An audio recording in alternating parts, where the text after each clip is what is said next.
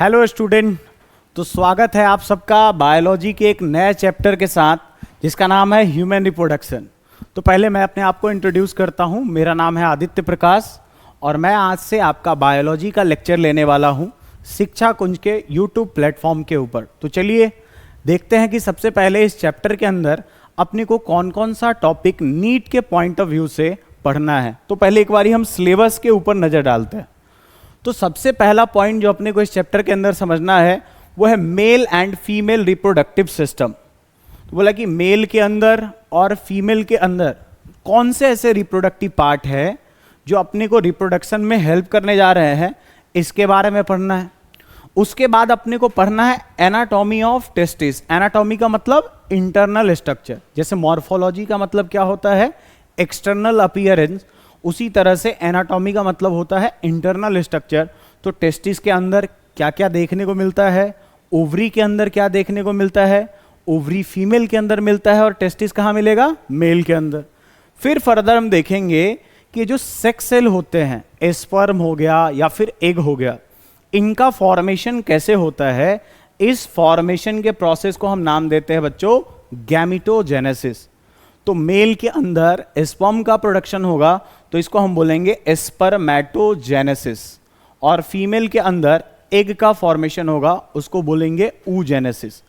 Further हम देखेंगे कि फीमेल बॉडी के अंदर हर समय एवरी मंथ आफ्टर प्यूबर्टी क्या होता है, फीमेल रिप्रोडक्टिव सिस्टम अपने आप को तैयार करती है फर्टिलाइजेशन के लिए। अगर फर्टिलाइजेशन नहीं होता है तो अपना सारा प्रिपरेशन को ब्लड के रूप में बॉडी से सेड आउट करती है, उसको हम बोलते हैं मेंस्ट्रुएशन। तो हम मेंस्ट्रुअल साइकिल के बारे में पढ़ेंगे, हम फर्टिलाइजेशन के बारे में पढ़ेंगे। फर्टिलाइजेशन का मतलब हो गया fusion of male and female gamete. फिर उसके बाद हम देखेंगे कि किस तरह से एक सिंगल सेल जो कि फर्टिलाइजेशन के बाद बना है जाइगोट, वो एक एम्ब्रियो में कन्वर्ट होता है। एम्ब्रियो का मतलब सेल डिवाइड करता चला जाएगा और डिवाइड करते करते किस तरह से ब्लास्टोसिस्ट का फॉर्मेशन होगा। तो ब्लास्टोसिस्ट क्या होता है, एक 32 सेल स्टेज है जिसको हम ब्लास्टोसिस्ट कहेंगे।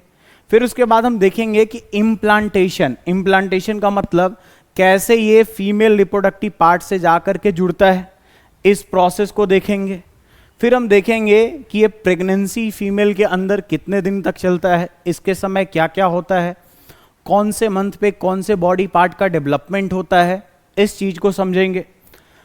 और देखेंगे साथ ही साथ हम प्लेसेंटा का फॉर्मेशन। प्लेसेंटा क्या होता है, बच्चे और मदर के अंदर एक इंटीमेट कनेक्शन होता है जिसके थ्रू बच्चा जो है मदर से न्यूट्रिशन लेता है, उसी को हम बोलते हैं बच्चे प्लेसेंटा। तो देखेंगे कि प्लेसेंटा का फॉर्मेशन कैसे होता है।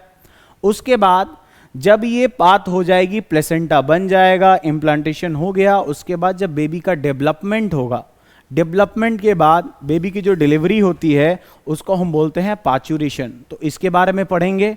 और फिर देखेंगे लैक्टेशन के बारे में। लैक्टेशन का मतलब क्या हो गया, जब लास्ट में बच्चे की डिलीवरी हो जाती है तो माँ बच्चे को ब्रेस्ट फीड करवाती है, मिल्क फीड करवाती है। इस प्रोसेस को हम नाम देंगे लैक्टेशन। तो चलिए तो इस चैप्टर को हम शुरू करते हैं।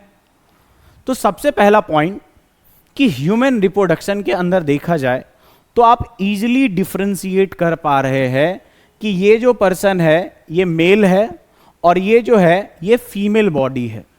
हम क्या कर रहे हैं, एक्सटर्नली बाहर से देख के ये बात को डिफरेंशिएट कर पाते हैं कि कौन मेल है और कौन फीमेल है। बच्चों ये जो बाहर से देख करके डिफरेंशिएट कर पाना, एक्सटर्नल फीचर्स को देख कर डिफरेंशिएट कर पाना, इसको हम लोग बोलते हैं मॉर्फोलॉजी। मॉर्फोलॉजी का मतलब एक्सटर्नल अपीयरेंस। तो बाहरी बनावट से देख के डिफरेंशिएट कर पाना ये कहलाएगा मॉर्फोलॉजिकल अपीयरेंस। और मॉर्फोलॉजी के बेसिस पे हमने क्या पाया कि हम मेल को और फीमेल बॉडी को हम इजीली क्या कर सकते हैं, सेपरेट कर सकते हैं। इसलिए हम क्या बोलते हैं कि जो ह्यूमन बीइंग है वो सेक्सुअली डाइमॉर्फिक ऑर्गेनिज्म है। सेक्सुअली डाइमॉर्फिक का मतलब, डाई का मतलब हो गया 2, और मॉर्फोलॉजी का क्या मतलब होता है, एक्सटर्नल अपीयरेंस। तो मॉर्फोलॉजी का क्या मतलब क्या हो गया, एक्सटर्नल अपीयरेंस, मॉर्फोलॉजी। मतलब एक्सटर्नल कैरेक्टर। तो हम क्या कर सकते हैं, एक्सटर्नल कैरेक्टर के बेसिस पे ये बात बता सकते हैं कि कौन मेल है और कौन फीमेल है। जैसा कि हम जानते हैं कि रिप्रोडक्शन जो होता है दो तरीके से होता है, एक को बोलते हैं एसेक्सुअल रिप्रोडक्शन और दूसरा होता है सेक्सुअल रिप्रोडक्शन। बच्चे एसेक्सुअल रिप्रोडक्शन हम उसको बोलते हैं जिसमें सिंगल पेरेंट्स का पार्टिसिपेशन होता है, जैसे कि आपने बडिंग के बारे में पढ़ा होगा, फ्रैगमेंटेशन के बारे में पढ़ा होगा, रीजेनरेशन के बारे में पढ़ा होगा। तो उन रिप्रोडक्शन में कोई गैमीट का फॉर्मेशन नहीं होता है, कोई सेक्स सेल का फॉर्मेशन नहीं होता है, जबकि सेक्सुअल रिप्रोडक्शन में दो पेरेंट्स की जरूरत पड़ती है, कम से कम दो पेरेंट्स होने चाहिए, और जब सेक्सुअल रिप्रोडक्शन होगा तो गैमीट का फॉर्मेशन होगा। मेन फीचर यही है सेक्सुअल रिप्रोडक्शन का कि गैमीट का फॉर्मेशन होना, गैमीट बनना, सेक्स सेल का डेवलपमेंट होना। तो चलिए हम स्टार्ट करते हैं ह्यूमन रिप्रोडक्शन। सबसे पहला ये समझते हैं कि रिप्रोडक्शन कोई भी ऑर्गेनिज्म क्यों करता है। तो रिप्रोडक्शन करने के पीछे जो सबसे पहला पॉइंट है कि कोई ऑर्गेनिज्म रिप्रोडक्शन इसलिए करता है ताकि क्या कर सके, वो अपने जनरेशन को, वो अपने जीन को आगे कैरी कर सके। क्लियर बात है। तो इसलिए कोई भी ऑर्गेनिज्म रिप्रोडक्शन में पार्टिसिपेट लेता है। अब फर्दर हम बात करते हैं कि एक तरह से हम इस पूरे चैप्टर का समरी करने वाले हैं कि क्या पढ़ने वाले हैं, प्लॉट करने वाले हैं कि इस चैप्टर के अंदर अपने को क्या क्या पढ़ना है। तो चलिए देखते हैं इधर। तो सबसे पहला ये जो हमारा टॉपिक है वो है स्टेप्स ऑफ ह्यूमन रिप्रोडक्शन, कि ह्यूमन रिप्रोडक्शन में कौन कौन सा स्टेप होता है बच्चों। तो सबसे पहला जो स्टेप होता है ह्यूमन रिप्रोडक्शन के अंदर, उसको हम लोग बोलते हैं गैमीटोजेनेसिस। गैमीटोजेनेसिस। बच्चे जेनेसिस का मतलब क्या होता है? जेनेसिस का मतलब होता है फॉर्मेशन, किसी भी चीज का बनाना, प्रोडक्शन करना। और गैमीटो का मतलब क्या हो गया? गैमीट्स। अच्छा, गैमीट्स को हम आम भाषा में आसानी से क्या बोल सकते हैं बच्चों? Sex cell. तो जो ह्यूमन के अंदर जो दो गैमीट का फॉर्मेशन होता है, एक मेल के बॉडी में गैमीट बनेगा जिसको हम लोग बोलेंगे स्पर्म, और जो फीमेल बॉडी में बनेगा उसको बोलेंगे ओवा या एग। तो बोला क्या कि जो गैमीटोजेनेसिस है, गैमीटोजेनेसिस का मतलब formation of gametes, formation of gametes.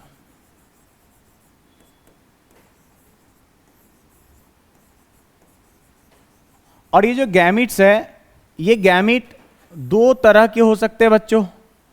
अगर मेल है, मेल के अंदर देखा जाए तो मेल के अंदर जो गैमीट बनेगा उसको बोलेंगे स्पर्म, और जो फीमेल है, फीमेल के अंदर जो गैमीट अपने को देखने को मिलेगा उसको बोलेंगे एग या फिर ओवा। तो बच्चे इधर देखिएगा, स्पर्म बनने का जो प्रोसेस है, स्पर्म बनने के प्रोसेस को बोलते हैं हम लोग स्पर्मैटोजेनेसिस। क्या बोलेंगे? स्पर्मैटोजेनेसिस।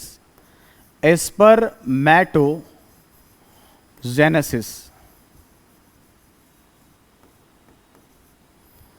बच्चे ये जो स्पर्मैटोजेनेसिस है, स्पर्मैटो वर्ड ये किसके लिए आ गया? स्पर्म के लिए। और जेनेसिस का मतलब क्या हो गया? वही फॉर्मेशन। तो स्पर्म बनाने के प्रोसेस को हम क्या बोलेंगे? स्पर्मैटोजेनेसिस। उसी तरह से एग के फॉर्मेशन को, ओवा के फॉर्मेशन को हम नाम देते हैं बच्चे, प्रोसेस को हम बोलते हैं oogenesis। तो oogenesis का मतलब सिंपल सा हो गया।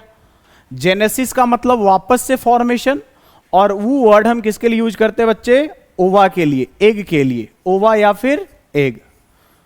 तो हमने देखा कि ये जो गैमीट का फॉर्मेशन है ये दो तरह का होगा।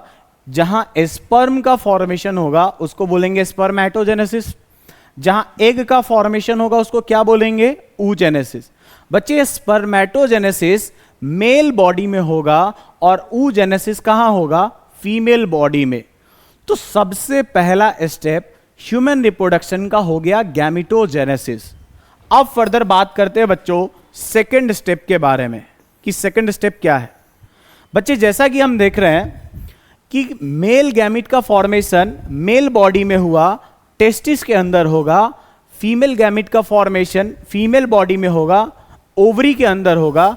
अब ये दोनों गैमिट अलग अलग बन रहे हैं, दो डिफरेंट बॉडी में बन रहे हैं, क्योंकि ह्यूमन एक यूनिसेक्सुअल ऑर्गेनिज्म है। तो फर्दर क्या करना पड़ेगा, इन दोनों गैमिट को आपस में लाना पड़ेगा, आपस में एक साथ इकट्ठा कराना पड़ेगा, ताकि आगे चल के क्या हो कि इसी से फर्दर एक पूरा का पूरा ह्यूमन बॉडी का डेवलपमेंट हो। गैमिट जब आपस में मिलेंगे तभी जाकर के जाइगोट का फॉर्मेशन होगा। तो अब इसके लिए क्या करना पड़ेगा, जो गैमिट है दोनों को एक साथ लाना पड़ेगा। अब जैसा कि हम जानते हैं, लोअर क्लासेस में भी पढ़े कि जो स्पर्म होता है, स्पर्म के स्ट्रक्चर में एक टेल देखने को मिलता है और एग के स्ट्रक्चर में कोई ऐसा टेल नहीं मिलता है। तो स्पर्म जो है वो मोटाइल है और एग जो है वो मोटाइल नहीं है, वो चल फिर नहीं सकता। तो इसलिए क्या करते हैं, स्पर्म को, ह्यूमन बॉडी से स्पर्म को हम डिपॉजिट करवाते हैं फीमेल रिप्रोडक्टिव ट्रैक में, और वेजाइना में हम क्या करेंगे, स्पर्म का डिपोजिशन करवाएंगे। बच्चे जब स्पर्म फीमेल रिप्रोडक्टिव ट्रैक में जाता है तो स्पर्म के साथ साथ कुछ ग्लैंडुलर सिक्रीशन भी जाते हैं, और स्पर्म के साथ साथ जो ग्लैंडुलर सिक्रीशन जाते हैं इन सबको मिलाकर के हम बोलते हैं सीमेन। तो अपने को क्या करना पड़ेगा, इन दोनों गैमिट को आपस में लाने के लिए अपने को मेल बॉडी का जो स्पर्म है उसको फीमेल बॉडी में ले जाना पड़ेगा। अपने को क्या करना पड़ेगा कि मेल रिप्रोडक्टिव पार्ट में जो स्पर्म है उसको कहां पहुंचाना पड़ेगा, फीमेल रिप्रोडक्टिव सिस्टम में। तो इसके लिए ये जो प्रोसेस कहलाता है इसको हम लोग बोलते हैं बच्चों इंसेमिनेशन। इंसेमिनेशन, इंसेमिनेशन का सिंपल सा मतलब हो गया, ये जो है इन का मतलब इनसाइड, सेमिनेशन वर्ड हम सीमेन के लिए यूज करते हैं। और बच्चे सीमेन क्या होता है, स्पर्म के साथ साथ कुछ ग्लैंड के सिक्रीशन, तो इन दोनों को मिलाएंगे। इंसेमिनेशन का मतलब डिपोजिशन ऑफ सीमेन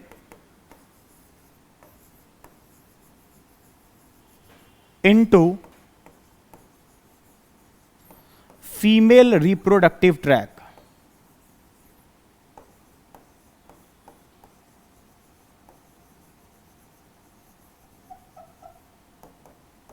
और फीमेल रिप्रोडक्टिव ट्रैक के कौन से पार्ट में डिपोजिशन करवाते हैं बच्चों, तो हम इसका डिपोजिशन करवाते हैं वेजाइना के पास। तो ये हो गया हमारा इंसेमिनेशन का प्रोसेस। बच्चे इसमें एक ऑर्गन हेल्प करता है जिसको बोलते हैं कॉपुलेटरी ऑर्गन, जो कॉपुलेशन में हेल्प करता है, उस ऑर्गन का नाम है पेनिस। तो इंसेमिनेशन में हेल्प कौन करेगा, इंसेमिनेशन में हेल्प करेगा बच्चे मेल का पेनिस। तो पेनिस जो है एक कॉपुलेटरी ऑर्गन है, सीमेन के डिपोजिशन में हेल्प करेगा। तो penis is an copulatory organ, copulatory organ. तो पहला स्टेप गैमेटोजेनेसिस, दूसरा हो गया इंसेमिनेशन। बच्चे तीसरे स्टेप के बारे में बात करते हैं, और जो तीसरा स्टेप है वो कहलाता है बच्चे फर्टिलाइजेशन। फर्टिलाइजेशन, तो फर्टिलाइजेशन का सिंपल सा मतलब हो गया कि ऑलरेडी फीमेल बॉडी के अंदर एग तो प्रेजेंट है, और हमने क्या किया, स्पर्म को भी वहां पहुंचा दिया by the process of insemination. अब इन दोनों सेक्स सेल का आपस में फ्यूजन होगा, आपस में ये दोनों फ्यूज करेंगे। इसी फ्यूजन के प्रोसेस को क्या बोलेंगे, फर्टिलाइजेशन। तो फर्टिलाइजेशन का सिंपल सा मतलब हो गया fusion of male sex cell that is a sperm with female sex cell.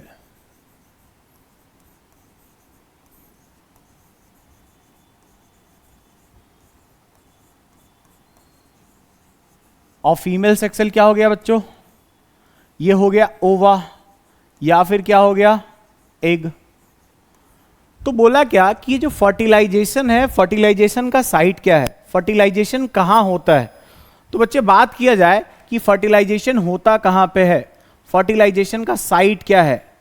तो साइट ऑफ फर्टिलाइजेशन देखा जाए तो फीमेल रिप्रोडक्टिव सिस्टम के अंदर में, अभी हम आगे देखेंगे, एक ट्यूब प्रेजेंट होता है जिसको हम लोग बोलते हैं फैलोपियन ट्यूब। तो इसी फैलोपियन ट्यूब के एम्प्यूला रीजन में क्या होगा, फर्टिलाइजेशन। तो साइट क्या हो गया फर्टिलाइजेशन का, तो बोलेंगे फैलोपियन ट्यूब, फैलोपियन ट्यूब। और फैलोपियन ट्यूब में भी कहां पे होगा बच्चों, तो एम्प्यूला रीजन में।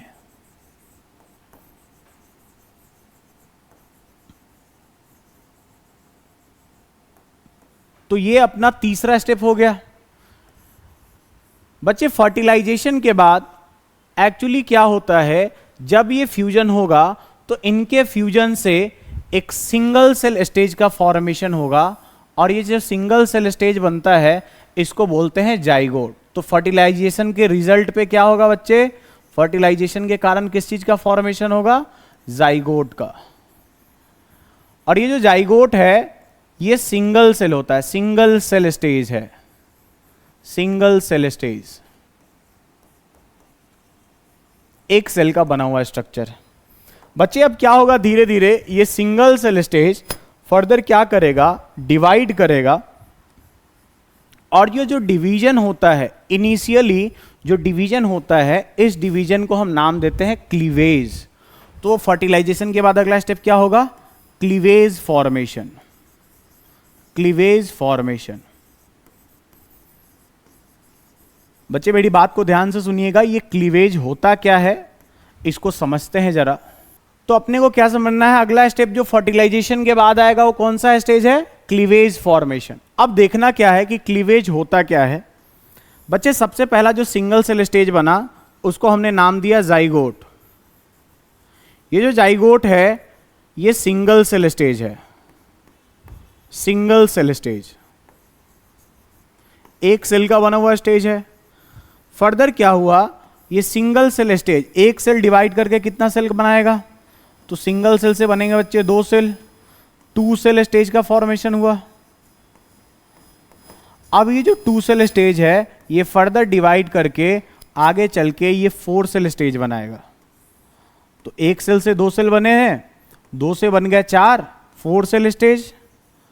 अब ये जो फोर सेल स्टेज है ये फर्दर डिवाइड करेगा, और डिवाइड करके फर्दर बच्चों ये जो है 8 सेल स्टेज बनाएगा, 1 2 3 4 5 6 7 एंड 8।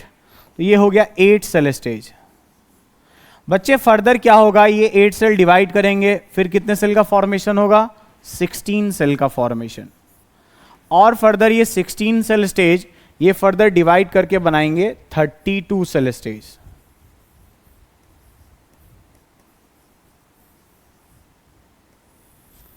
तो एक्चुअली होता क्या है कि आप देख पा रहे हैं कि सेल में रैपिड क्या होते जा रहा है, डिवीजन होते जा रहा है, क्योंकि ह्यूमन एक मल्टी सेलुलर ऑर्गेनिज्म है। अब एक्चुअली अपने को ध्यान देना है इसमें, ये जो है एक अलग तरह का special type of cell division है। आप देखिए कि सेल के अंदर सेल एक बंद कमरे की तरह बिहेव कर रहा है, और अंदर की तरफ ही सेल के नंबर क्या होते जा रहे हैं, धीरे धीरे बढ़ते जा रहे हैं। पहले एक सेल था, अंदर ही इसने एक कमरा बनाया, डिवाइड करके बच्चे दो सेल में कन्वर्ट हो गया। फिर टू सेल स्टेज से ये फर्दर फोर सेल स्टेज में कन्वर्ट हो गया, फोर सेल से ये 8 सेल में कन्वर्ट हुआ, 8 से 16 और 16 से 32 सेल स्टेज। जैसा कि हमने एक सिंगल सेल स्टेज का नाम दे दिया था जाइगोट, मतलब एक सेल के बने हुए स्ट्रक्चर को हमने क्या नाम दे दिया बच्चों, जाइगोट। उसी तरह से ये जो 8 सेल से लेकर के 16 सेल के स्ट्रक्चर हैं, इनको हम नाम देते हैं, कि स्पेशल नाम देते हैं जो एनसीईआरटी मेंशन करती है, जिसको बोलते हैं बच्चों मॉड्यूला।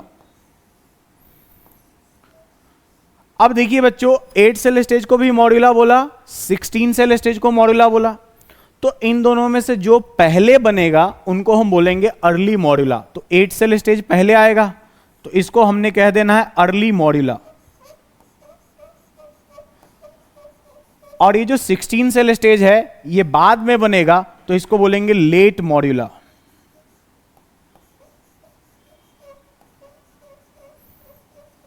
बच्चे ठीक उसी तरह से ये जो 32 सेल स्टेज है, इस 32 सेल स्टेज को हम नाम देते हैं ब्लास्ट्यूला।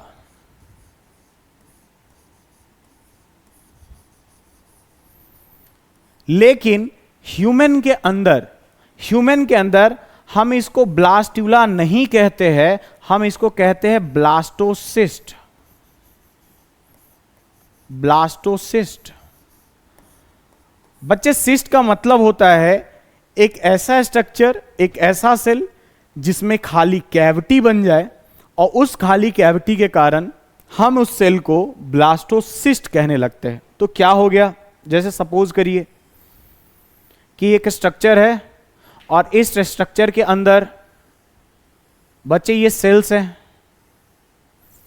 और अपने को यहां पे कितने सेल देखने को मिलेंगे, 32 सेल स्टेज देखने को मिलेंगे। और बच्चे ये 32 सेल स्टेज के बीच में क्या होगा, कहीं बीच में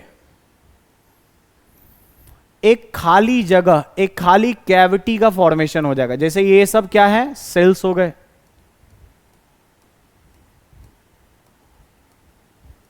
और ये खाली कैविटी का फॉर्मेशन हो गया। इस खाली कैविटी को हम बोलेंगे ब्लास्टोसील। ब्लास्टोसील, सील का मतलब क्या हो गया, कैविटी।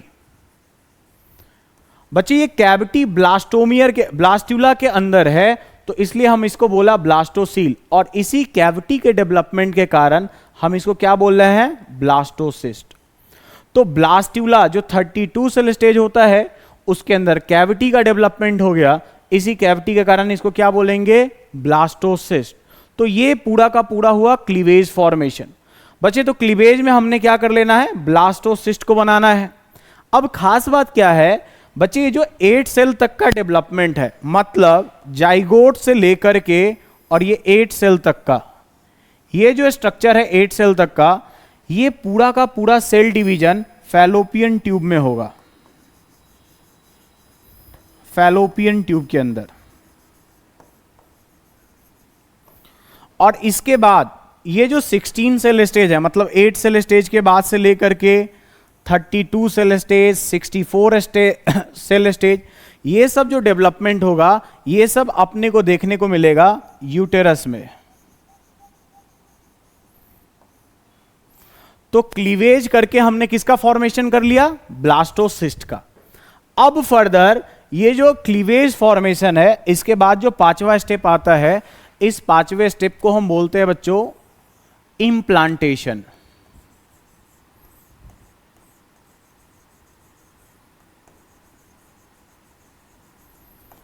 तो क्लीवेज होकर के कितना सेल स्टेज हमने देख लिया था, 32 सेल स्टेज। अब 32 सेल स्टेज को हम क्या बोलते हैं, ब्लास्टोसिस्ट। अब ये ब्लास्टोसिस्ट क्या होगा, फीमेल रिप्रोडक्टिव पार्ट के अंदर जाकर के ये यूटेरस के वाल से जाकर के जुड़ जाएगा।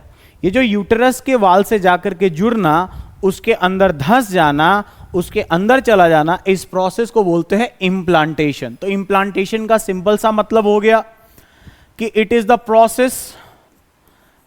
Process in which blastocyst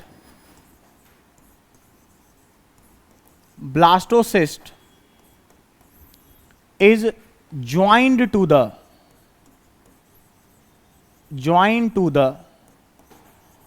wall of uterus.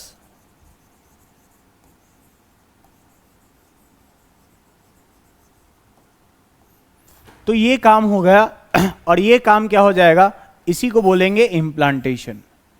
Further बच्चों जो छठा स्टेप है इम्प्लांटेशन के बाद, जैसे ही इम्प्लांटेशन होगा, अब ये ब्लास्टोसिस्ट 32 सेल स्टेज था, अब इस सेल में रैपिड डिवीजन होगा। रैपिड डिवीजन के लिए न्यूट्रिशन चाहिए, इसलिए हमने कहां पे जोड़ दिया बच्चों, यूटेरस के वाल में। अब फर्दर ये धीरे धीरे ये टिश्यूज डिवाइड कर करके ऑर्गन्स का फॉर्मेशन करेंगे, फिर ऑर्गन से ऑर्गन सिस्टम का डेवलपमेंट होगा, क्योंकि हमारे अंदर जो लेवल ऑफ ऑर्गेनाइजेशन मिलता है वो कौन सा है, organ system level of organization. तो फर्दर इम्प्लांटेशन के बाद जो नेक्स्ट स्टेज होता है जिसको बोलते हैं बच्चों जेस्टेशन।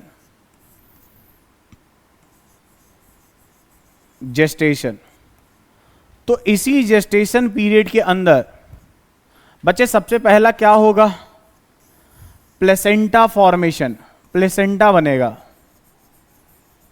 प्लेसेंटा फॉर्मेशन होगा।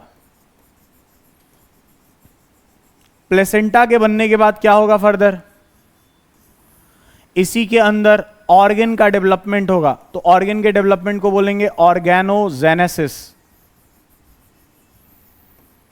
तो प्लेसेंटा का फॉर्मेशन हुआ, ऑर्गन का डेवलपमेंट हुआ।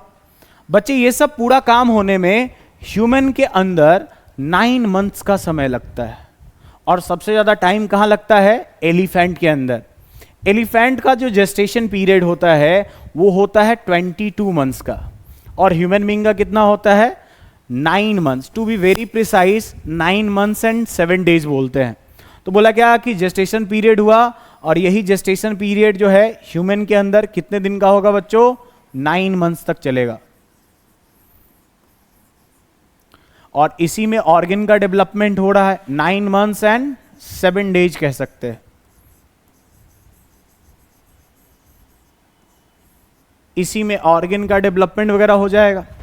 6 के बाद जो 7 स्टेप है बच्चे, जब ऑर्गन का डेवलपमेंट हो जाएगा तो इसके बाद डिलीवरी होनी है। बच्चा जब फुल्ली मैच्योर हो गया है तो वो खुद से, बच्चा खुद से, जिसको बोलते हैं फीटस और प्लेसेंटा, दोनों आपस में मिलके रिफ्लेक्स देते हैं कि हमको कहाँ निकलना है, बॉडी के बाहर। क्योंकि अब जगह उसके लिए उतना ज़्यादा सही नहीं रहा, उतना उसको कंफर्ट नहीं मिल रहा, तो इसलिए अब वहाँ खुद से निकलने के लिए क्या देगा, एक्शन देगा, बताएगा कि अपने को यहाँ से बाहर निकलना है।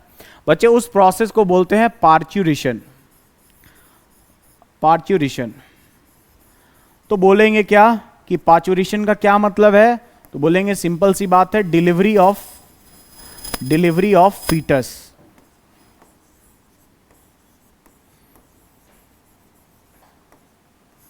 बच्चे जब ये फीटस बाहर निकल जाएगा बॉडी से बाहर, चाइल्ड बाहर हो जाएगा, चाइल्ड का बर्थ हो जाएगा, उसके बाद मदर क्या करती है, उसको कुछ समय के लिए क्या करती है, मिल्क फीड करवाती है, ब्रेस्ट फीड करवाती है। इस मिल्क फीड करवाना, ब्रेस्ट फीड करवाना कहलाता है लैक्टेशन।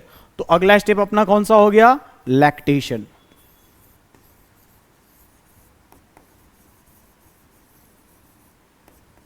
तो लैक्टेशन का मतलब क्या हो गया, feeding milk to the child या फिर न्यूबॉर्न। तो जब तक मां बच्चे को मिल्क फीड करवाती रहेगी तब तक उस पीरियड को, उस टाइम पीरियड को हम क्या बोलेंगे, लैक्टेशनल पीरियड। और प्रोसेस को क्या बोलेंगे, लैक्टेशन। तो आप जैसा कि देख पा रहे बच्चों, अगर हम चाहें तो इस पूरे रिप्रोडक्शन के पूरे फेजेज को, स्टेजेज को हम 2 ग्रुप में क्लासिफाई कर सकते हैं बच्चों। एक तो जो फर्टिलाइजेशन से पहले हुआ, जैसे देखिए फर्टिलाइजेशन से पहले क्या क्या हुआ, मेल बॉडी में गैमीट का फॉर्मेशन, इंसेमिनेशन। तो इन दोनों को हम क्या बोल सकते हैं, प्री फर्टिलाइजेशन इवेंट, फर्टिलाइजेशन से पहले होने वाला। बच्चों जो फर्टिलाइजेशन के बाद होगा उसको हम लोग बोलेंगे पोस्ट फर्टिलाइजेशन इवेंट। जैसे क्लीवेज का फॉर्मेशन हो गया, फर्दर हमने इम्प्लांटेशन हो गया, जेस्टेशन हो गया, पार्च्यूरेशन एंड लैक्टेशन। तो ये इतने 8 स्टेजेस के अंदर, इसी को हम इस चैप्टर के अंदर डिटेल में पढ़ने वाले हैं और ह्यूमन रिप्रोडक्शन को समझने वाले। तो चलिए सबसे पहले हम शुरू करते हैं मेल रिप्रोडक्टिव सिस्टम से। तो ये मेल रिप्रोडक्टिव सिस्टम से शुरू करते हैं बच्चों। बच्चे जो मेल रिप्रोडक्टिव सिस्टम है, इस मेल रिप्रोडक्टिव सिस्टम को हम क्या कर सकते हैं, 2 पार्ट में हमने क्लासिफाई कर दिया है।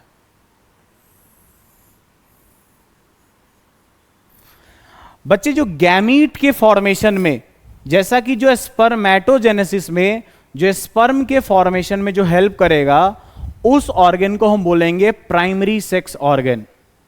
और जो इस स्पर्म को हेल्प करेगा फीमेल रिप्रोडक्टिव पार्ट तक पहुंचने में, उसको हम लोग बोलेंगे सेकेंडरी रिप्रोडक्टिव ऑर्गन। तो हमने क्या किया, मेल रिप्रोडक्टिव सिस्टम को 2 पार्ट में डिवाइड किया। एक को बोलेंगे primary sex organ, primary sex organ,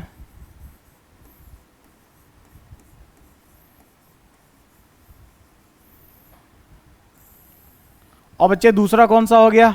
secondary sex organ.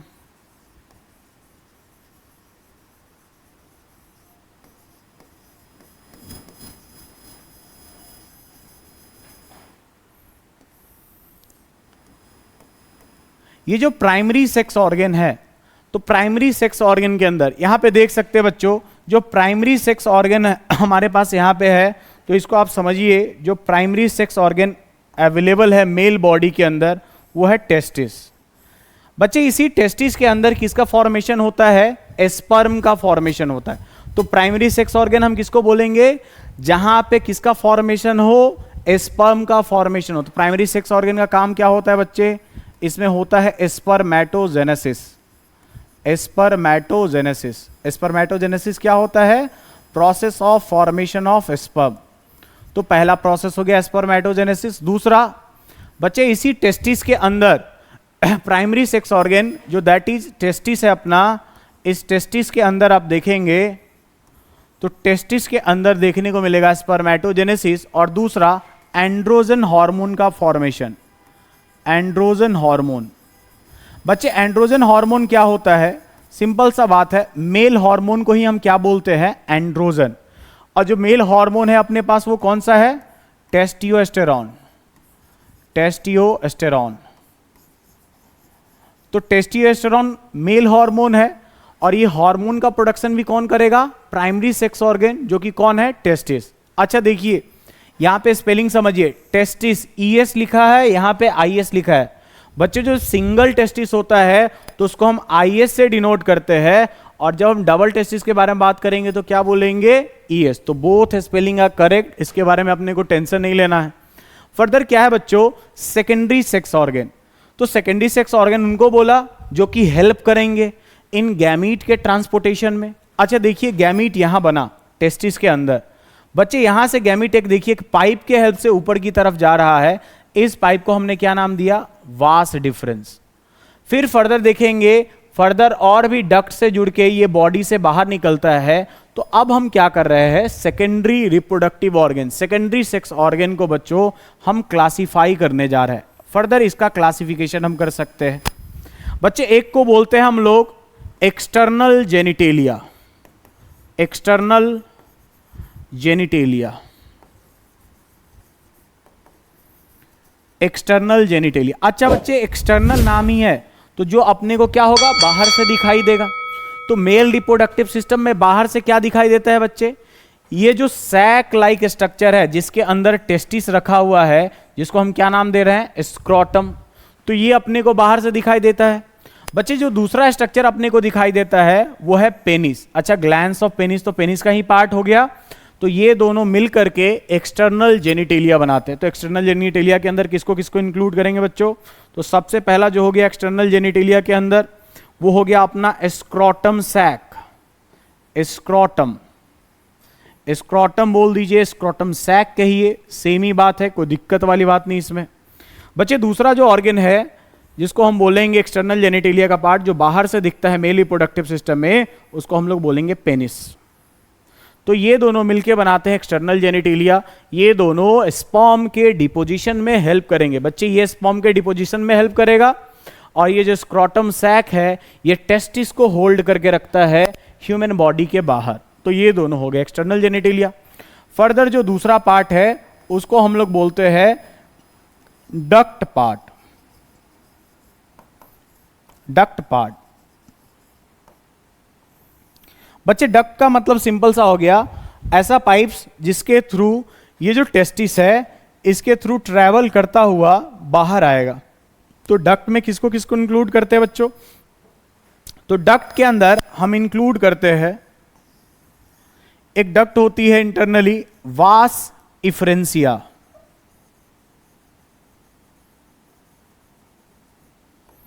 बच्चे दूसरा जो डक्ट में इंक्लूड करते हैं उसको बोलते हैं एपिडिडाइमिस।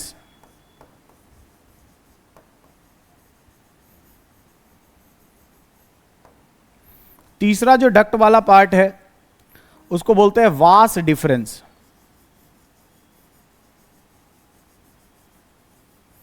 बच्चे एक्चुअली क्या होता है, स्पर्म को इपिडिडाइमिस तक लेके जाने वाली डक्ट उसको बोलेंगे वास इफ्रेंसिया।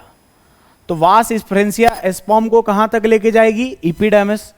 इपिडाइमिस से स्पर्म को दूर लेके जाने वाली डक्ट को क्या बोलेंगे हम लोग? Vas deferens. तो टुवर्ड्स लेके जाएगा, तो टुवर्ड लेके जाएगा तो उसको बोलेंगे इफ्रेंसिया। ई फॉर इफ्रेंसिया, आने दो, ई फॉर इफ्रेंसिया। डिफरेंसिया मतलब दूर जाओ, इपिडाइमस से दूर जाओ, अवे जाओ, तो ये दूर लेकर के जाएगा, तो इसको क्या बोलेंगे? वास डिफरेंस, डिस्टेंस डिफरेंस, ऐसे हम ध्यान रख सकते हैं बच्चों। फर्दर बच्चों, अगला जो डक्ट में पार्ट इंक्लूड होता है उसको हम लोग बोलते हैं फर्दर यूरेथ्रा। बच्चे एक और पार्ट इंक्लूड करते हैं जिसको बोलते हैं इजाकुलेटरी डक्ट।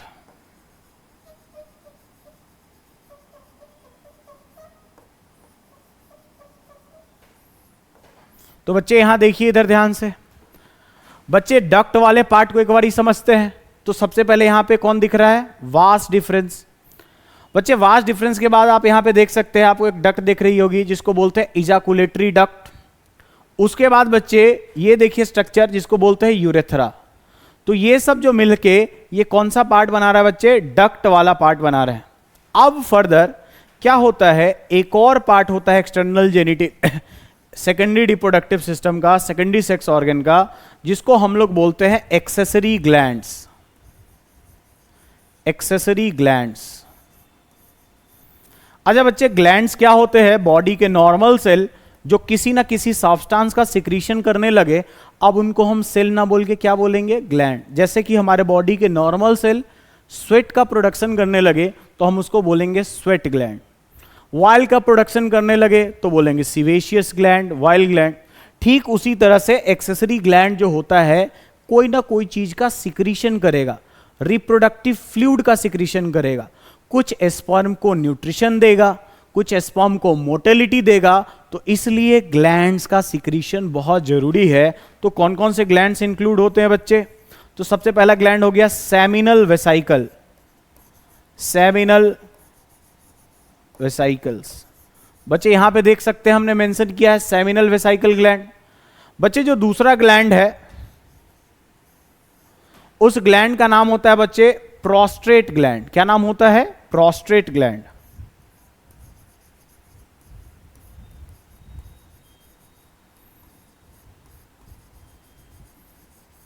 और बच्चों जो तीसरा ग्लैंड होता है उसको यूरेथ्रा के ऊपर देखा गया है, उस ग्लैंड्स को हम बोलते हैं काउपर्स ग्लैंड।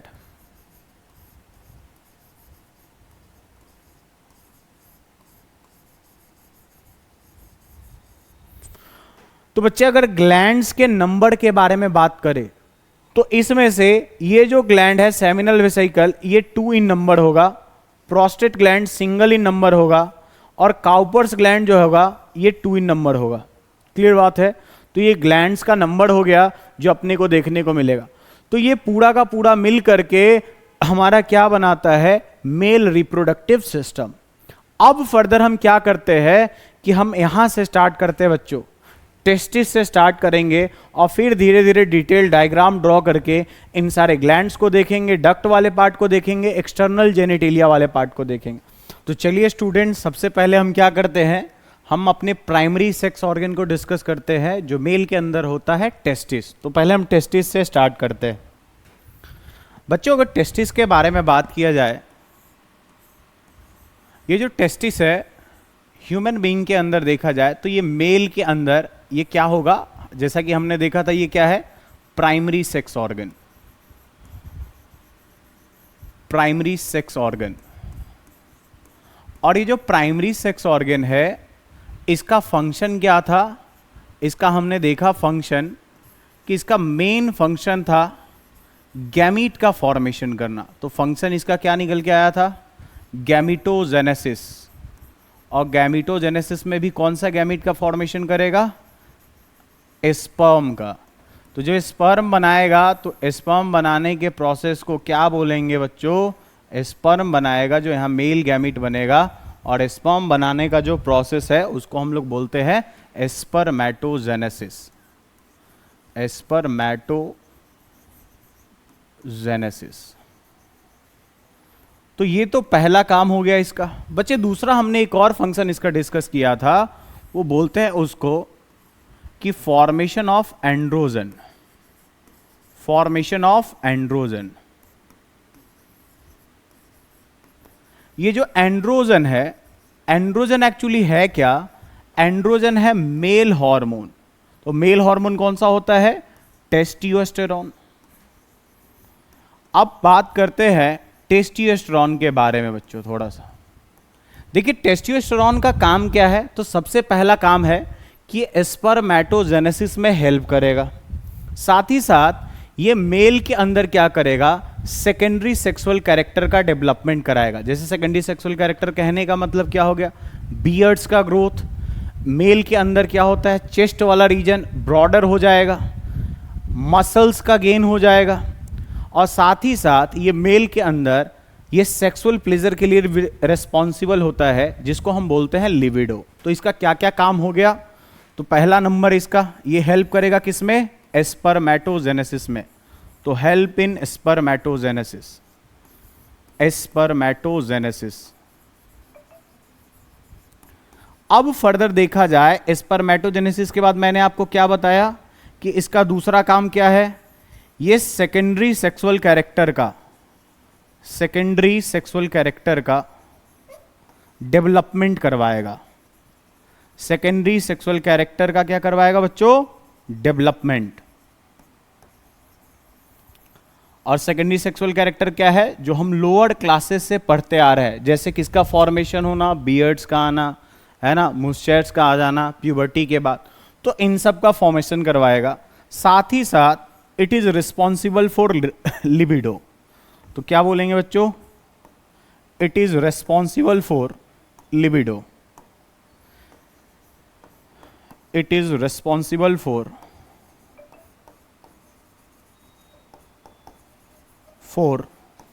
लिबिडो। अच्छा, लिबिडो का मतलब क्या होता है बच्चे? लिबिडो का मतलब होता है सेक्सुअल अर्ज। तो ये जो मेल के अंदर सेक्सुअल अर्ज आता है, सेक्सुअल अर्ज, तो इसी को हम क्या बोलते हैं? लिबिडो। तो ये मेनली मोटा मोटा काम हो गया किसका? एंड्रोजन का और टेस्टोस्टेरोन। जो एंड्रोजन जो हमको अपने समझना है वो कौन सा है? टेस्टोस्टेरोन। तो ये हमने देखा थोड़ा सा फंक्शन कि टेस्टिस क्या करेगा? ये प्राइमरी सेक्स ऑर्गन है, गैमीट बनाएगा और साथ ही साथ एंड्रोजन का फॉर्मेशन करेगा। फर्दर अगर देखा जाए तो अगर हम बात करें टेस्टिस के नंबर के बारे में, तो हम टेस्टिस के बारे में पढ़ रहे थे बच्चों, तो हम बात किया करें टेस्टिस के नंबर के बारे में। सबसे पहला देखिए कि ये जो नंबर होता है बच्चों इसका, ये होता है 1 पेयर, एक पेयर टेस्टिस मिलेगा। और अगर बात करें कि टेस्टिस का साइज क्या है, तो साइज जो होता है इसका, अगर हम लेंथ के बारे में बात करें तो जो टेस्टिस का लेंथ है बच्चों वो होता है 5 सेंटीमीटर, और जो इसका विड्थ है, चौड़ाई जो है, ये निकल के आता है बच्चों 2.5 सेंटीमीटर। अब खास बात क्या है कि ये नॉर्मल रेंज है ना। अब जैसे जो पर्सन ड्रग्स का यूज़ करते हैं, है ना, जैसे तंबाकू खाते हैं या फिर कोई गुटखा खाते हैं, सिगरेट स्मोक करते हैं, तो वैसे पर्सन के अंदर क्या होता है, धीरे धीरे टेस्टिस क्या होते जाता है? छोटा होते जाता है, स्मॉलर इन साइज होते जाता है। तो ये हम आने वाले chapter human health and disease में डिस्कस करने वाले हैं। तो फर्दर देखा जाए कि इसका कलर क्या है बच्चों, तो अगर इसके कलर के बारे में डिस्कशन करें तो ये जो कलर है टेस्टिस का वो होता है पिंक इन कलर, पिंक होता है, पिंक इन कलर।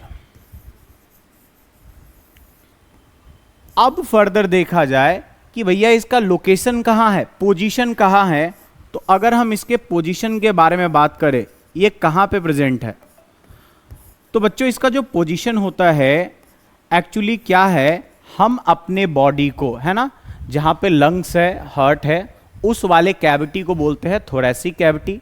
नीचे जहाँ पे एब्डोमेन है इसको बोलेंगे एब्डोमिनल कैविटी, जहाँ पे इंटेस्टाइन प्रेजेंट है, स्टमक प्रेजेंट है। लार्ज इंटेस्टाइन, स्मॉल इंटेस्टाइन, इनको बोलते हैं एब्डोमिनल कैविटी। तो टेस्टिस जो होता है वो हमारे बॉडी से बाहर होता है। ह्यूमन बीइंग में क्या होता है, बॉडी से बाहर होता है। अच्छा, बॉडी से बाहर टेस्टिस को इसलिए रखते हैं क्योंकि स्पर्म के प्रोडक्शन के लिए, जैसा कि हमने देखा कि टेस्टिस का काम है, ये प्राइमरी सेक्स ऑर्गन है, स्पर्म का प्रोडक्शन करना। तो ये क्या होगा, स्पर्म बनाने के लिए जो टेम्परेचर चाहिए वो टेम्परेचर हमारे नॉर्मल बॉडी टेम्परेचर से 2 to 2.5 डिग्री सेल्सियस लोअर चाहिए। इसलिए हम क्या करते हैं, टेस्टिस को बॉडी के बाहर रखते हैं। तो अगर हमसे पूछे कि इसका पोजीशन क्या है, एब्डोमेन के बाहर है, तो बोलेंगे एक्स्ट्रा एब्डोमिनल है, एक्स्ट्रा एब्डोमिनल। एक्स्ट्रा एब्डोमिनल क्यों है, तो मैंने आपको बोला इसका रीजन क्या है बच्चों। तो अगर इसका रीजन आपसे पूछे तो सिंपल बोलेंगे कि for the formation of sperm, for the formation of sperm, for the formation of sperm temperature required, temperature required is 2 to 2.5 degree Celsius lower than normal body temperature, normal body temperature। अच्छा, normal body temperature क्या होता है अपना, जो हम जानते हैं 37 degree Celsius. तो ये हमारे बॉडी का टेम्परेचर है, और स्पर्म बनाने के लिए 2 to 2.5 डिग्री सेल्सियस टेम्परेचर क्या चाहिए, कम चाहिए। तो इसलिए हमने क्या किया, टेस्टिस को एब्डोमिनल कैविटी से बाहर रखा। जो हमारा थाई वाला रीजन होता है, पेल्विक रीजन होता है, उस पेल्विक रीजन के बीचों बीच। बच्चों ये बीचों बीच वहां प्रेजेंट होता है एक सैक लाइक स्ट्रक्चर में, जिसको हमने थोड़ी देर पहले देखा था बच्चे, जिसको बोलते थे स्क्रोटम सैक। तो बोला क्या कि पोजीशन बॉडी से बाहर है, और कहां प्रेजेंट है, कहां लोकेटेड है, तो it is present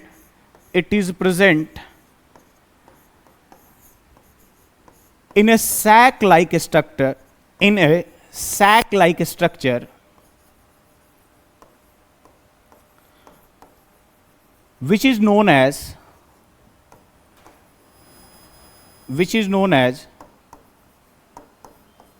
scrotum sac. क्या बोलेंगे उसको, स्क्रोटम सैक। तो बच्चों इसको हम बोलते हैं, नाम देते हैं क्या, स्क्रोटम सैक।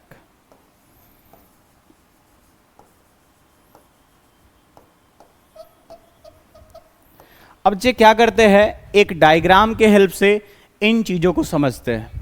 अच्छा ये देखिए, टेस्टिस भले ही एक्स्ट्रा एब्डोमिनल है, लेकिन कुछ ऑर्गेनिज्म के अंदर, जैसे कि वेल हो गया, डॉल्फिन्स हो गए, तो इनके अंदर, या फिर एलिफेंट हो गया, इन सब के अंदर जो टेस्टिस है वो एब्डोमेन के अंदर होता है। हमारी तरह एक्स्ट्रा एब्डोमिनल नहीं होता है। क्यों ऐसा होता है बच्चों, एलिफेंट हो, डॉल्फिन्स हो, वेल हो, इन सब का ये जो टेस्टिस का अंदर बाहर करना है, ये हमने स्पर्मेटोजेनेसिस के लिए किया, और जो टेम्परेचर रिक्वायर्ड चाहिए था उसके लिए किया। तो फर्दर क्या होता है कि ये जो ऑर्गेनिज्म है, इनका जो बीएमआर है, कंपैरेटिवली हमारा बीएमआर है वो काफ़ी ज़्यादा हाई होता है। ये एक बड़ा एनर्जी कंज्यूमिंग प्रोसेस है, तो इसलिए अपने बॉडी के अंदर हमने इसको कहाँ रख दिया, बाहर। और हम क्या करेंगे, बाहर रख के अभी देखेंगे कैसे हम टेम्परेचर को रेगुलेट कर पाते हैं। तो चलिए एक डायग्राम के हेल्प से समझते हैं जरा कि किस तरह से ये मिलेगा। बच्चों फर्दर देखा जाए तो सपोज करिए बच्चों इस तरह से एक सैक लाइक स्ट्रक्चर है।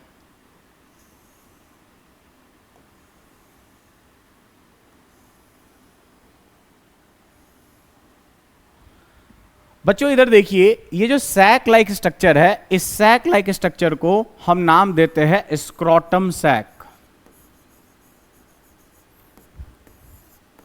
और इसी स्क्रोटम सैक के अंदर में टेस्टिस प्रेजेंट होता है। जरा ध्यान से देखेंगे बच्चे, इधर हमारे बॉडी का राइट साइड हो गया, इधर लेफ्ट साइड। तो क्या होता है कि जो लेफ्ट वाला टेस्टिस होता है, साइज तो दोनों का सेम ही है बच्चों, लेकिन जो लेफ्ट वाला टेस्टिस होता है आप यहां देख सकते हैं कि ये स्लाइटली ना नीचे की तरफ प्लेस है, L4 लेफ्ट L4 लोअर। ये राइट वाला टेस्टिस स्लाइटली ऊपर की तरफ पोज्ड है। तो फर्दर ये स्क्रॉटम सैक हो गया, ये टेस्टिस हो गया बच्चों। अब फर्दर क्या होता है, इस टेस्टिस के स्ट्रक्चर को हम क्या करते हैं, यहां पे थोड़ा हम इसको स्क्रॉटम सैक से कनेक्ट करता हुआ दिखाएंगे बच्चों। ये इस तरह से स्क्रॉटम सैक के वॉल से जुड़ा होता है। तो ये जो स्ट्रक्चर निकल के आया, इसको हम नाम देते बच्चे ग्यूबर्नाकुलम।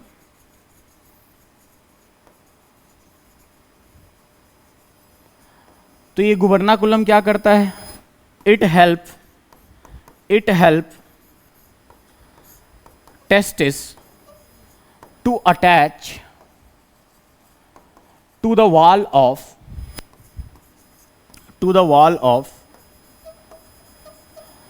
Scrotum sac. तो स्क्रॉटम सैक के वॉल से टेस्टिस किसके हेल्प से जुड़ा होता है, ग्यूबर्नाकुलम से। अब फर्दर देखा जाए कि अब क्या होगा, फर्दर हमने बोला था बच्चों कि टेस्टिस को बॉडी के बाहर रखते हैं एक पाउच लाइक स्ट्रक्चर में स्क्रॉटम सैक, ताकि टेम्परेचर को रेगुलेट कर सके। बच्चे टेम्परेचर को रेगुलेट करने के लिए क्या होता है, जरा ध्यान से देखिएगा। ये जो स्ट्रक्चर है स्क्रॉटम सैक, जो मैं यहां रेड कलर से बना रहा हूं, इस तरह से पूरे स्क्रॉटम सैक के ऊपर में कुछ मसल्स प्रेजेंट होते हैं। और ये जो मसल्स यहां पे प्रेजेंट होते हैं बच्चों, जो स्क्रॉटम सैक के वाल के ऊपर है, सिर्फ और सिर्फ स्क्रॉटम सैक के वाल के ऊपर है बच्चों, इनको हम नाम देते हैं, जो रेड कलर से है, इनको बोलते हैं dartos muscle. Dartos muscle. Further क्या होता है, ये जो इनर स्ट्रक्चर है बच्चे, अगर हम बात करें ये इनर स्ट्रक्चर, बच्चों ये टेस्टिस के बारे में बात किया जाए तो इस पूरे टेस्टिस के ऊपर में इस तरह से एक और मसल देखने को मिलेगा। इस मसल को हम नाम देते हैं बच्चों, इसको बोलते हैं क्रीमेस्टर मसल। Cremaster muscle. बच्चे क्रीमेस्टर मसल एक्चुअली क्या होता है, ये आगे और एक जगह कंटिन्यू होता है, अभी देख पाएंगे बच्चों। एक्चुअली होता क्या है, देखिए ये जो कनेक्शन हमने बनाया, सपोज करिए बच्चों कि यहां पे ऊपर में हमारा एब्डोमिनल कैविटी है, एब्डोमिनल कैविटी है। तो बच्चों होता क्या है कि जब हम 7 मंथ के होते हैं अपने मदर के वोम में, गर्भ में, तब हमारा टेस्टिस होता है बॉडी के अंदर एब्डोमिनल कैविटी में। तो टेस्टिस का फॉर्मेशन तो होता है एब्डोमिनल कैविटी में, लेकिन 7th मंथ ऑफ प्रेगनेंसी के दौरान ये जो टेस्टिस है ये बाहर की तरफ निकल जाता है। तो बच्चे कोई ना कोई कनेक्शन होना चाहिए एब्डोमेन से और बाहर की तरफ स्क्रॉटम सैक में। तो बच्चे यहां पे एक इस तरह से कैनाल प्रेजेंट होता है, जो ये जो आप कैनाल देख रहे हैं इसको हम लोग बोलते हैं इंग्विनल कैनाल। Inguinal canal. अब फर्दर ये जो इंग्विनल कैनाल है, इस इंग्विनल कैनाल के अंदर में बच्चों इस तरह से एक कॉर्ड लाइक स्ट्रक्चर प्रेजेंट होता है।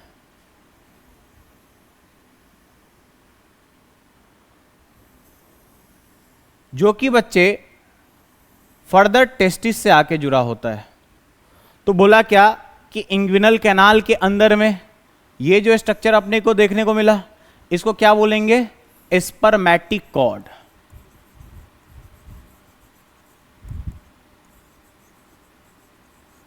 बच्चे ये कॉर्ड लाइक स्ट्रक्चर है। अगर हम स्पर्मेटिक कॉर्ड के बारे में बात करें तो बच्चों क्या है, टेस्टिस भी क्या है, एक बॉडी का एक ऑर्गन है, इसको भी न्यूट्रिशन चाहिए। जैसे हमारे बॉडी के हर एक पार्ट को न्यूट्रिशन चाहिए होता है, उसी तरह से टेस्टिस को भी न्यूट्रिशन चाहिए।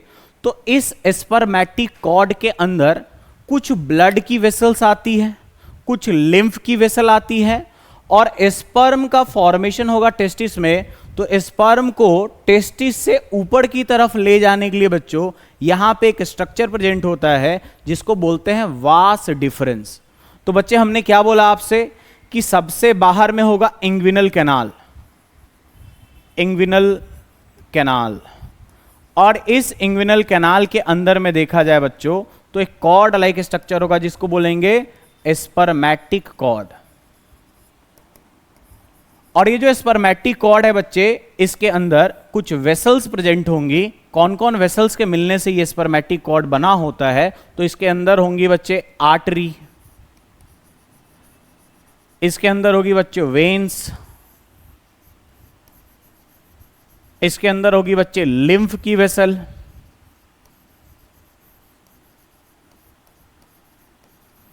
और साथ ही साथ बच्चों स्पर्म को ऊपर की तरफ ले जाने के लिए यहां पे प्रेजेंट होगा एक वास डिफरेंस। तो चलिए इस चीज को थोड़ा हम अच्छे से एक बारी समझते हैं। तो बच्चे ये जो फर्दर आप देख रहे हो क्रीमेस्टर मसल, ये क्रीमेस्टर मसल ये पूरा का पूरा स्पर्मैटिक कॉर्ड के ऊपर है, और किसके ऊपर प्रेजेंट देखने को मिल रहा है बच्चों? टेस्टिस के ऊपर। अब ये टेम्परेचर के रेगुलेशन में क्या करने वाला है? हेल्प करने वाला है। तो अब इस बात को समझते हैं कि टेम्परेचर का रेगुलेशन कैसे होगा। तो बच्चे अब हम टॉपिक लिखेंगे कि regulation of temperature, regulation of temperature.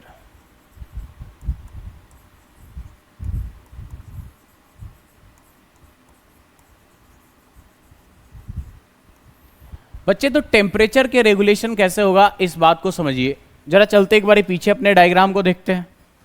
बच्चे एक्चुअली क्या है कि अगर मान के चलिए ये जो डार्टोस मसल है जो कि बाहर है, अच्छा इसको याद कैसे रखेंगे बच्चे? जो डी अल्फाबेट है वो सी के बाद आता है। अगर हम बाहर से अंदर की तरफ जाए, आउटर से इनर की तरफ जाए, आउटर टू इनर, तो जब हम आउटर टू इनर जाएंगे तो क्या होगा? सबसे पहले अपने को क्या देखने को मिलेगा? डार्टोस मसल, और फिर क्या देखने को मिलेगा बच्चों? Cremaster muscle. ये जो डार्टोस मसल है ये सिर्फ और सिर्फ कहां प्रेजेंट है बच्चों? स्क्रोटम के वाल पे। तो सपोज करिए कि मसल की प्रॉपर्टी क्या होती है? Contraction, relaxation. बच्चे सपोज करिए कि बाहर का टेम्परेचर है ना, इन्वायरमेंट का टेम्परेचर ज्यादा हो गया, मतलब 45 डिग्री सेल्सियस हो गया, गर्मी का दिन है, 45 डिग्री सेल्सियस हो गया। बच्चे उस कंडीशन में ये जो टेस्टिस है ये नीचे की तरफ हैंग कर जाएगा, ये नीचे की तरफ हैंग करेगा। हैंग करने से इसका सरफेस एरिया क्या होगा? बढ़ेगा, और सरफेस एरिया बढ़ेगा तो हीट लॉस ज्यादा होगा, और हीट लॉस ज्यादा होने से आएगी बच्चे कूलिंग इफेक्ट। अब कूलिंग इफेक्ट आएगा तो टेस्टिस के टेम्परेचर को क्या कर लिया जाएगा? नॉर्मल कर लिया जाएगा, जितना रिक्वायर्ड है उतना कर लिया जाएगा। तो हमने क्या बोला, उस बात को एक बार फ्लो चार्ट के फॉर्म में यहां पे लिखते हैं। तो बोला टेम्परेचर रेगुलेशन में दो मसल हेल्प करेंगी। तो एक तो कौन कर रहा है बच्चे? क्रीमेस्टर। और क्रीमेस्टर मसल कहां होगा? ये प्रेजेंट होगा बच्चे किसके ऊपर? तो ये मिलेगा टेस्टिस के ऊपर, और साथ ही साथ कहां पे प्रेजेंट होगा बच्चों? स्पर्मैटिक कॉर्ड के ऊपर, स्पर्मैटिक कॉर्ड के ऊपर। बच्चे अब फर्दर होगा क्या? ध्यान से सुनिएगा। एक और मसल के बारे में यहां पे लिखते हैं पहले, डार्टोस मसल। डार्टोस मसल बच्चे ये क्या होगा? ड्यूरिंग समर, अगर हम समर के समय बात करें, ड्यूरिंग समर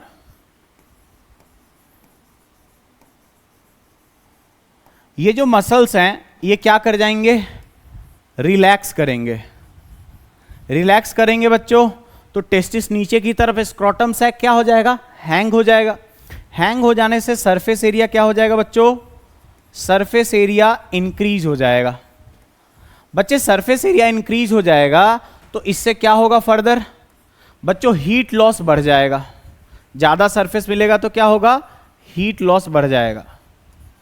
बच्चे एक्चुअली होता क्या है, नॉर्मली हम क्या करते हैं, अगर कुकर में चावल बनाते हैं और उसको जल्दी ठंडा करना है तो हम उसको फैला देते हैं। तो सेम वही काम हो रहा है यहाँ पे। हमने क्या किया, पूरे मसल के कारण हमने इसको क्या करने दिया, रिलैक्स करने दिया। रिलैक्स करने से हीट लॉस बढ़ा, और हीट लॉस के कारण कौन सा इफेक्ट आएगा, कूलिंग इफेक्ट। कूलिंग इफेक्ट, और ये जो कूलिंग इफेक्ट आएगा, इससे जो टेम्परेचर है वो क्या हो जाएगा, मैनेज हो जाएगा। तो ये काम करेगा बच्चे कौन, डार्टोस मसल। ये ज्यादा काम करता है बच्चों इसमें। लेकिन आपके लेवल पे आप तो दोनों मसल को मिला करके कहेंगे कि जब भी समर होगा मसल क्या करेंगी, रिलैक्स करेंगी। तो समर के समय मसल रिलैक्स कर रही है बच्चों। अब विंटर में देखते हैं विंटर के समय क्या होगा। तो ड्यूरिंग विंटर देखे, ड्यूरिंग विंटर, विंटर के समय क्या होगा, क्या करना है अपने को, सिंपल सा बात है। हम चाहेंगे कि टेस्टिस को क्या मिले, वार्मथ मिले। और वार्मथ कहां मिले बच्चे, बॉडी से वार्मथ ले सकते हैं। तो सिंपल सा बात है कि हमने समर के समय में क्या किया था, इसको रिलैक्स कर दिया था, बॉडी से दूर कर दिया था, ताकि क्या हो जाए, उसका सरफेस एरिया बढ़ जाए और वहां से हीट लॉस हो। हीट लॉस के कारण कूलिंग इफेक्ट आ रहा था। बच्चे यहां पे क्या करेंगे, विंटर के समय इस मसल में होगा कॉन्ट्रैक्शन, और कॉन्ट्रैक्शन के साथ साथ बच्चों सरफेस एरिया है वो क्या हो जाएगा बताइए। तो जो सरफेस एरिया है बच्चों वो डिक्रीज हो जाएगा। सरफेस एरिया क्या हो जाएगा, डिक्रीज। अब सरफेस एरिया के डिक्रीज होने से क्या हो जाएगा बच्चों, जो हीट लॉस पहले ज्यादा हो रहा था वो हीट लॉस क्या हो जाएगा, कम हो जाएगा। अच्छा, हीट लॉस कम, कॉन्ट्रैक्शन जब भी होगा तो जो स्क्रोटम है, स्क्रोटम के वाल में आप देखेंगे रिंकलिंग आ गया है ना, सिकुड़ गया है। तो रिंकलिंग आ गया, हीट लॉस क्या हो गया, कम हो गया, और जिसके कारण टेस्टिस को क्या मिल जाएगा बच्चों, वार्मथ, गर्मी मिलेगा। तो इस तरह से टेम्परेचर को रेगुलेट किया जा सकता है। बच्चे एक्चुअली होता क्या है, जरा देखिए इधर ध्यान से। ये जो कॉर्ड लाइक स्ट्रक्चर है, स्पर्मेटिक कॉर्ड, इस स्पर्मेटिक कॉर्ड के ऊपर में भी कौन प्रेजेंट है बच्चे, क्रीमेस्टर मसल। तो स्पर्मेटिक कॉर्ड है, स्पर्मेटिक कॉर्ड के ऊपर में क्या प्रेजेंट है बच्चे, क्रीमेस्टर मसल प्रेजेंट है। अब इस क्रीमेस्टर मसल के कारण क्या हो जाएगा, ये जो टेस्टिस है अगर ये मसल कॉन्ट्रैक्ट करेगी तो ये टेस्टिस ऊपर की तरफ एलिवेट होगा।